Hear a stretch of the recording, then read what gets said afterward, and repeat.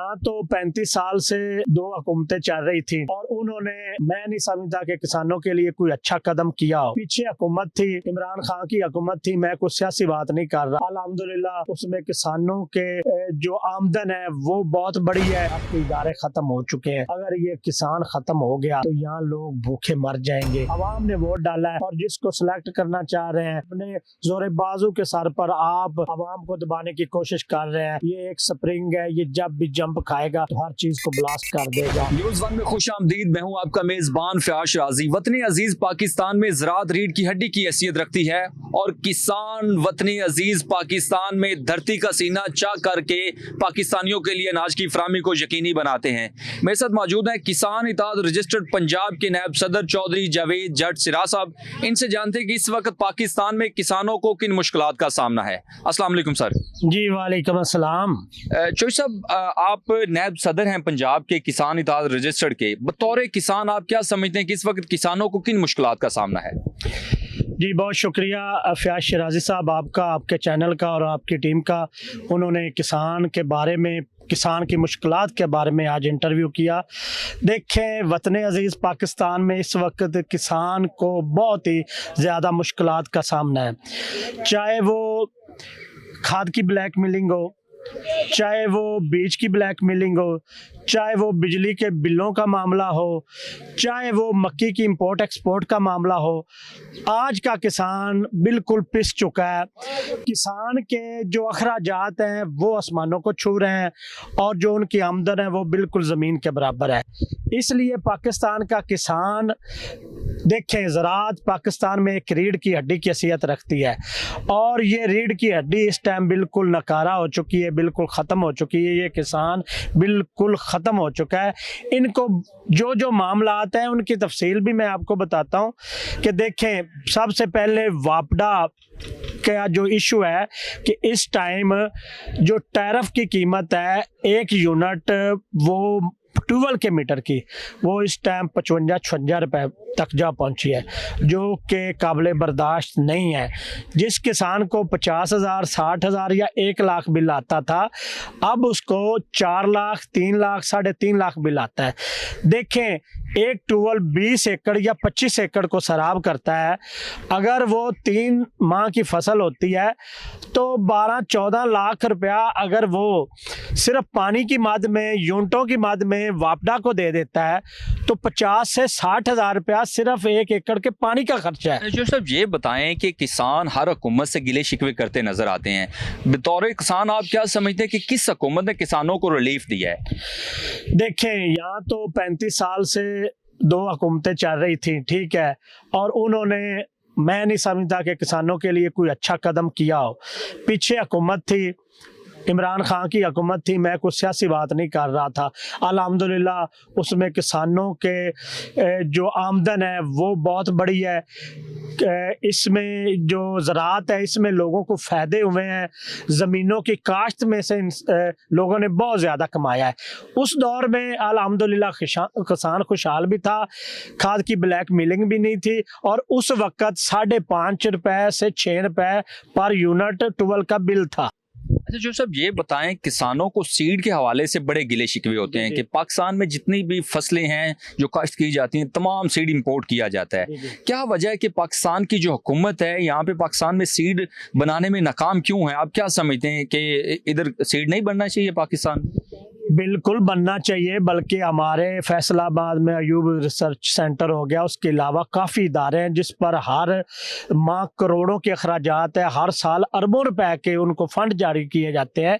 लेकिन यहाँ पर देखें, जब तक पाकिस्तान से करप्शन ख़त्म नहीं होगी, पाकिस्तान के लोग जब तक इस पाकिस्तान पर जो लोग हुकूमत करते हैं वो इसको अपना घर, इसको अपना मुल्क नहीं समझेंगे, उस वक्त तक ये चीज़ें बिल्कुल नहीं। आप समझ रहे हैं कि अयूब रिसर्च सेंटर में जो लोग बैठे हुए हैं वो भी सही तरह से अपनी जिम्मेदारियां नहीं अदा कर रहे? सर देखें, फंड्स बहुत ज़्यादा इश्यूज हो रहे हैं लेकिन उन तक पहुंच ही नहीं रहे, बिल्कुल नहीं पहुंच रहे। जब तक उन पर तक फंड नहीं पहुंचेंगे, उनको काम करने के लिए छूट नहीं दी जाएगी, उनको अपनी रिसर्च करने के लिए वो मौके फराहम नहीं किए जाएंगे, उस वक्त तक ये चीज़ें कैसे हो सकती हैं?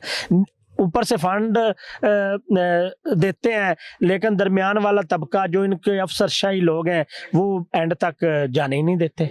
अच्छा जो सब बतौर किसान, चूंकि किसानों के हवाले से भी लोग कह रहे हैं कि किसानों ने भी अपनी जो है वो चेंज नहीं की, अपनी वो पहले वाली उनकी जो है काश्तकारी का इनका तरीकाकार है।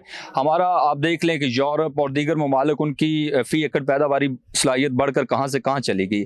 किसान क्यों नहीं जिद्दत और टेक्नोलॉजी की तरफ जा रहे, क्या वजह है? देखें किसान किस तरह जिद्दत और टेक्नोलॉजी की तरफ जाए। आज से 2 साल 3 साल पहले 12 से 15 लाख का एक ट्रैक्टर था, 375 हमारा वो कौमी ट्रैक्टर समझा जाता है, वो था। आज उसकी कीमत 34 लाख रुपया है।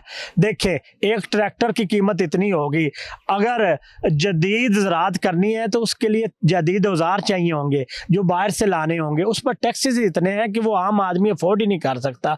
यहाँ लेज़र लेवलिंग जो है ना उसका देखिए वो पहले 5, 6, 7 लाख में मिल रहा था, वो 14, 15 लाख में मिल रहा है। लोगों ने लेज़र लेवलिंग करानी छोड़ दी है।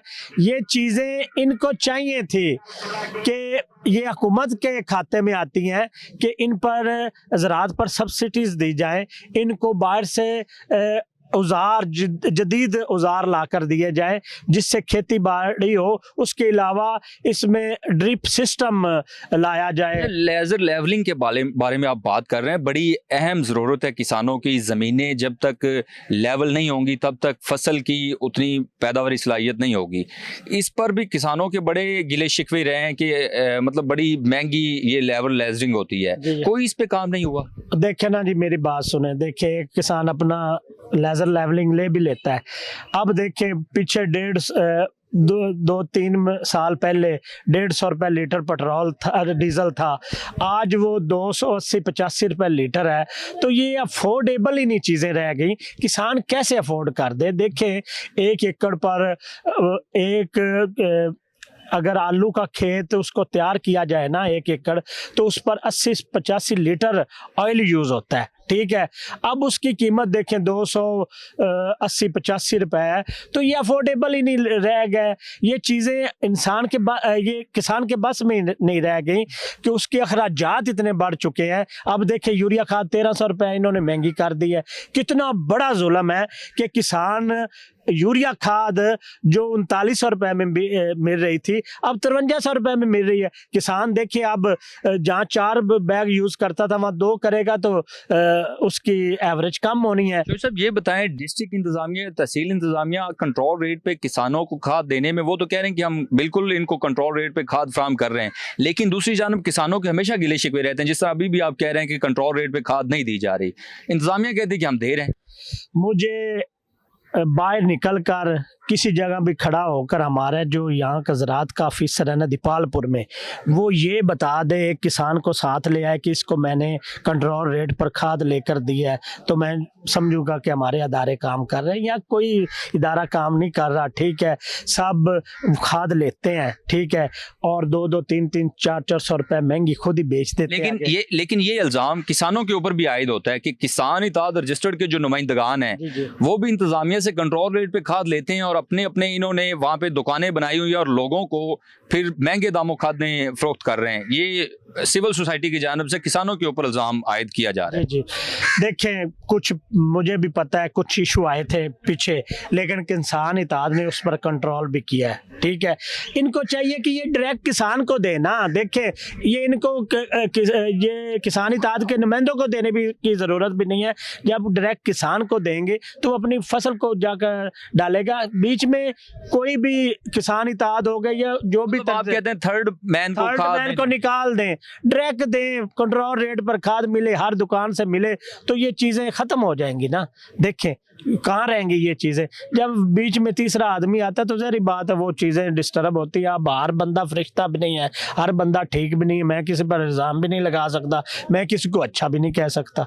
अच्छा साहब ये बताएं, किसान इत्तेहाद रजिस्टर्ड किसानों के मसाइल के लिए मैदान अमल में उतरी, जी। लेकिन कुछ छोटे किसान हमेशा गिले शिकवे करते हैं और इल्ज़ाम आयद करते हैं कि इन्होंने अपने अपने असासे बढ़ाए हैं, किसानों को से फंड रेजिंग करते हैं और जाके प्रोटेस्ट करते हैं, अपने मफादात इनको मिलते हैं तो ये बैठ जाते हैं। ठीक बात है? जी बिल्कुल ऐसा है। देखें ये आज बहुत दुख की बात है कि किसान इत्तेहाद की 4 से 5 अलग-अलग इनकी आपस में तंजीमें बनी हुई हैं, बन चुकी हैं, ठीक है। और ये इसी वजह से हुआ है कि सबसे पहले एक तंजीम थी, उसमें से कुछ लोग बिके, हुकूमत ने उन पर हाथ रखा, उनकी जेबें भरी, वो किसानों के हमदर्द होने की बजाय किसानों का उन्होंने बेड़ा गर्क कर दिया, किसानों को बेचा। फिर 2 से 3 हुई, 3 से 4 और आज 5 तंजीमें इसलिए ही हैं कि ये इनके जो नुमाइंदगान हैं अपनी जेबें भर लेते हैं और साइड पर हो जाते हैं। लेकिन अल्हम्दुलिल्लाह अब 1-2 तंजीमें जो हैं वो 1-2 लोग बहुत अच्छे हैं जिनके साथ हम भी चल रहे हैं, ठीक है, और वो इस तरह से की करप्शन से भी बिल्कुल पाक है। चौधरी साहब ये बताएं कि इस वक्त अबूरी हुकूमत है, आगे हुकूमत बनने जा रही है, तो इस वक्त आप क्या समझते हैं कि फसलों का रेट ठीक मिल रहा है किसानों को?